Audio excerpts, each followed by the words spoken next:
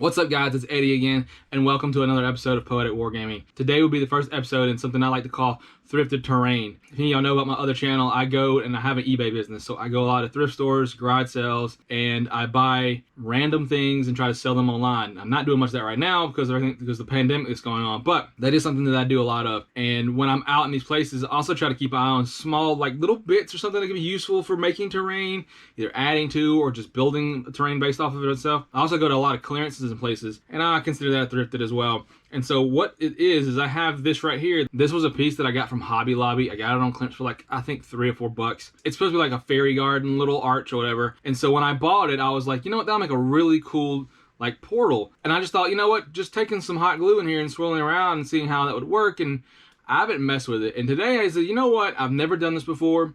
Let's just do it, and I'll make a video while I'm doing it so y'all can kind of follow along and see if this actually works or not. I don't even know if this will be any good.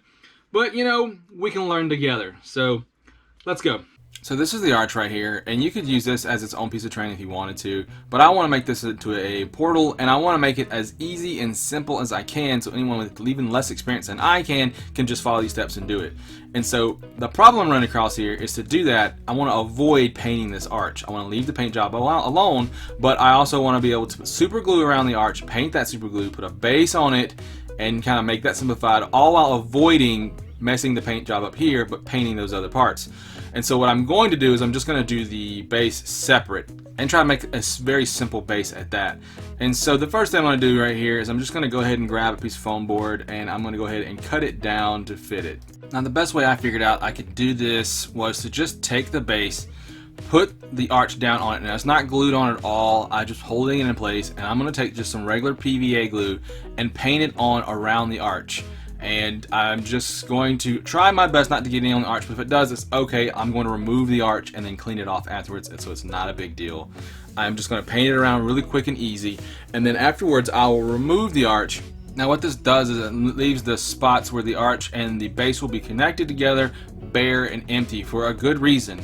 I want to make sure that the spot where the arch and the base are glued together or bonded has the best connection or bond as possible. So because this arch is pretty heavy, I don't want it to be able to just be torn off the base really easily. So after I get done painting the glue, I'm just going to take some sand and I'm just going to pour it on here heavily. I am not worried about getting sand on those blank spots where there's no glue, because there's no glue, it's not going to stick. So I just pour it on really heavy, and then I'm going to sit and let it dry. Now after it dries, I'm going to knock off any extra sand, and I'm going to take it outside, and I'm going to use a flat black to spray paint it. Now if you've ever used spray paint with foam, it'll eat away at the foam. So the edges of this foam board will eat away a little bit. Don't worry about it, just give it a quick once over, let it dry, bring it back inside. Then I'm going to take the actual arch here, and I'm going to super glue it down to the base. Now because I've left those blank spots, the glue should be really good and it should hold really well. Now the next part I had to get really creative because I'd already glued the base on, which you have to be able to do the portal with the super glue. And because this arch has its own like little feet on it, I had to use a box and then a Warhammer book, all in making sure I'm also covering all this up with the parchment paper so that the glue will come off really easy and it won't stick. Now, of course, there's also the fact that there's the arch and it's pretty thick. I had to figure out some way to kind of puff up the parchment paper so the glue would stick in the middle of the archway.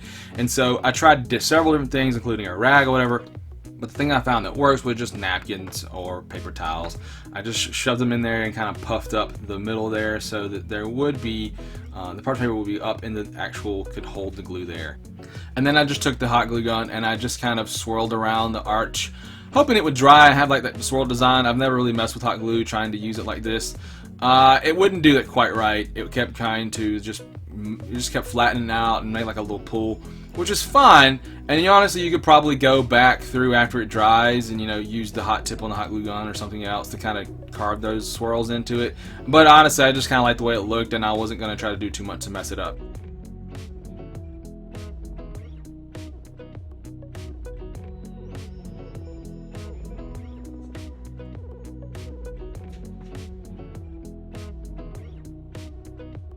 And so here's what it looks like after it dried, and honestly the parchment paper came off really easy. And now the next thing I'm going to do is I'm just going to go ahead and paint the base. And so the first thing I paint it with is I paint it with a pavement dark gray, and then now I'm just going over it with a light gray just to bring out that highlight rocky look. That's all I'm doing to this. You could probably do a lot more if you wanted to take the time and effort.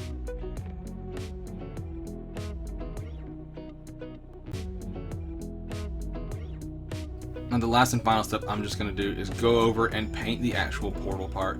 I glow in the dark green, and I'm doing this very light. I'm not worried about doing it very heavy painting here. I want that glassy, glossy look to kind of show through, and I thought maybe the glow in dark green would be a little extra taste, but you don't have to. Just do any color you want. You could actually probably get really creative here. I just said this is super easy and simple.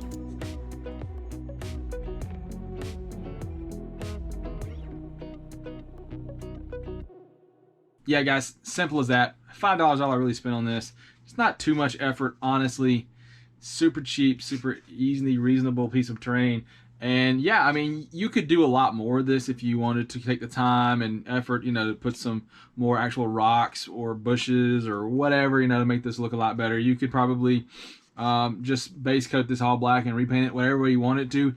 I wanted to make this as easily and simple as I could, so that I could show you this cheap and easy way of making this portal, which is just nothing, man. It was just a $5 find at a hobby store. If anybody wants this piece of terrain, I'll give it away like I always do.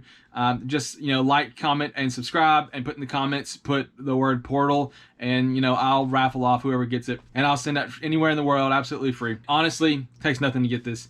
Just keep an eye out at your local Hobby Lobby for the discount. Make sure you pay attention to their fairy garden section, because I usually find some pretty cool stuff in there when they have their sales. And so there you have it, guys. I hope you enjoyed this. If you did like it or got any value from it, please give me a like. If you do like these types of videos, you know, making terrain, thrifted terrain, trash terrain, whatever, or even wargaming in general, please give me a subscribe. Hit the notification bell so you don't miss any of my future videos. And y'all have a good night.